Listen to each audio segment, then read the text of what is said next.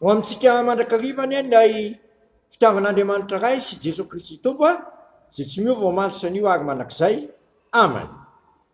Ivavaka isika misaotra anao zay raha eo fa tojo amin'ity andro farany amin'ity volana aogosty dia ny talata 1 aogositra 2024 koa aza vela hiala eo anatrehanao zay tompo fa tany mafy zay fa tsy mahatananao ary ampianariko zay hiazona zay zonanao anay mba hatonga anay fikitra aminao manakariva ka tonga anay tsy ho tafasaraka aminao fa satria tafasaraka aminao zay dia tsy mahay manao inan'iny dia zony amin'ny tananao zay tompo mba hamakivaky ty toloandro ity manao ny zay sitraka indrindra sy mendrika indrindra ho voninahitry ny anaranao dia mitenena anao Jesosy fa mangetahitanao ny fanahinay misaotra Jesosy amen.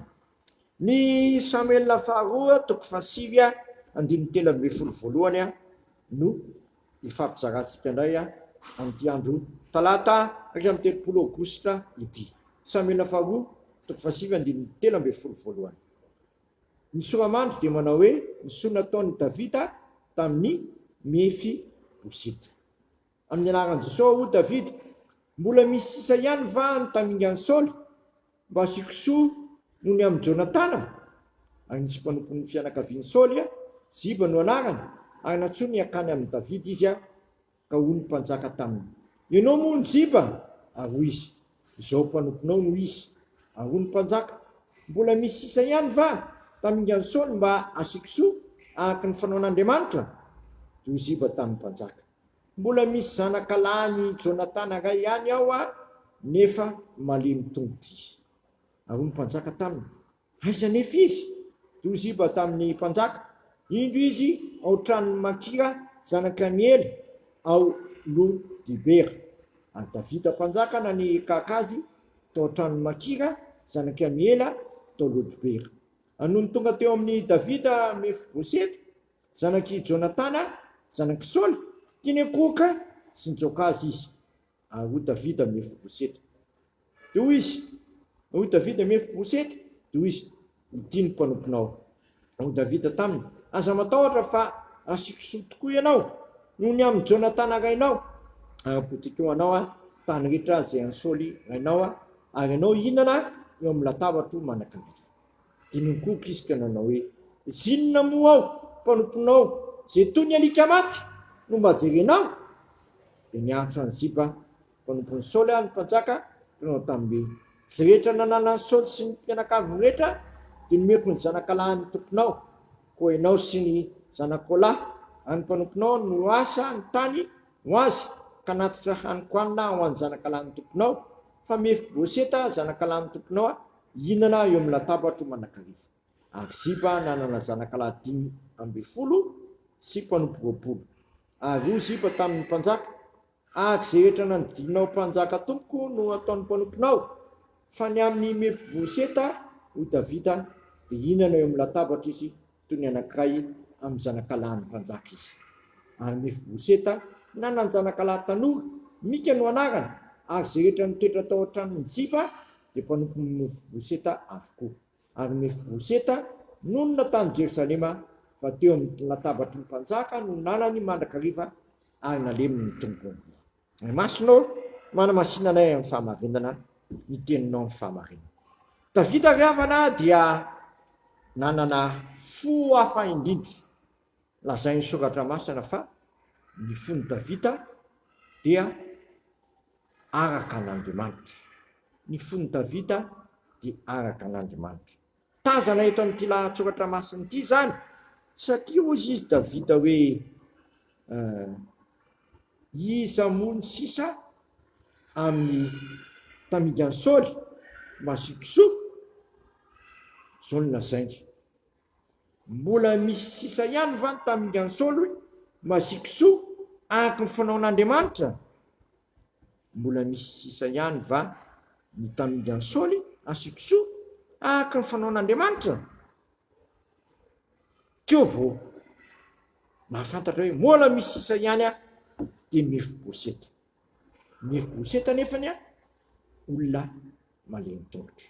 Izy dia nanondro ny tena mihitsy eo amin'ny 5 hoe zinona moa mpanomponao zay toy ny alika maty no mba jerenao.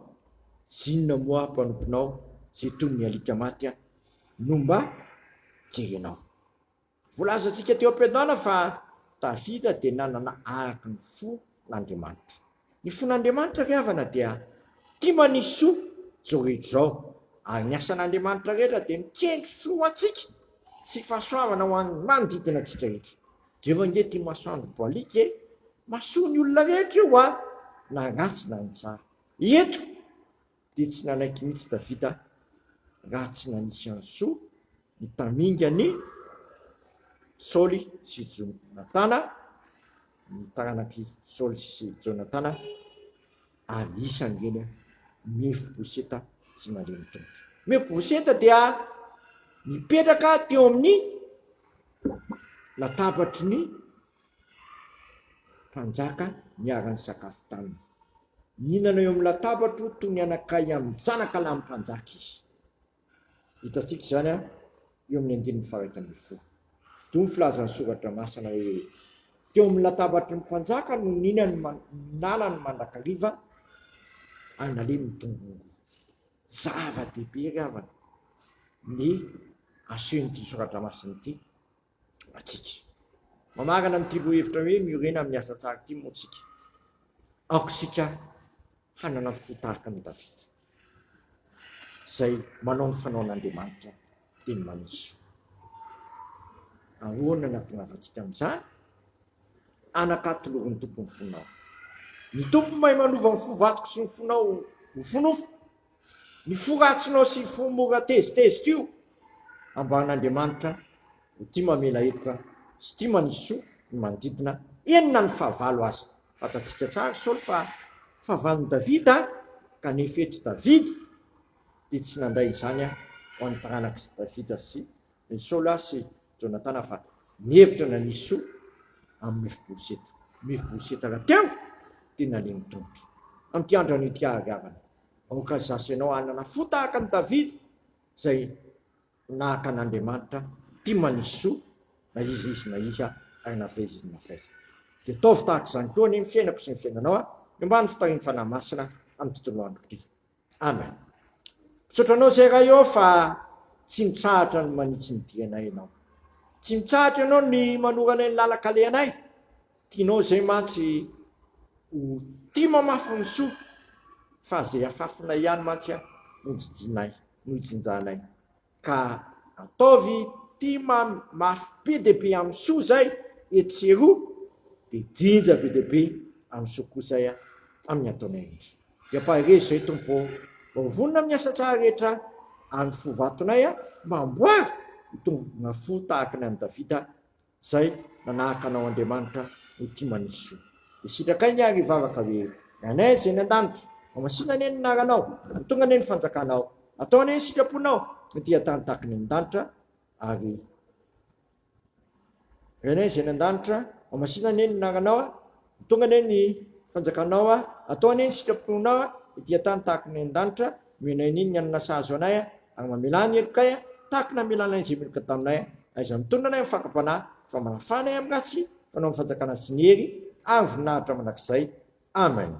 Tanterahany tompo amintsika ny zotodrano tononona amin'ny resana karafana masina zao raiso amin'ny finoana sy fanantenana ary fitiavana izany. Mitanareo anie ny tompo ka miaro anareo, mampamirapiratra ny tavinanareo anie ny tompo ka mamindra fo aminareo, manandrana ny tavinanareo anie ny tompo ka manome anareo fiadanana. Matoky izay ny antso anareo sady izianina ny fizany. Amen. Voninahitra anie ho an'Andriamanitra rerany amin'ny anaran'ny Ray sy ny Zanaka ary ny Fanahy Masina. Amen.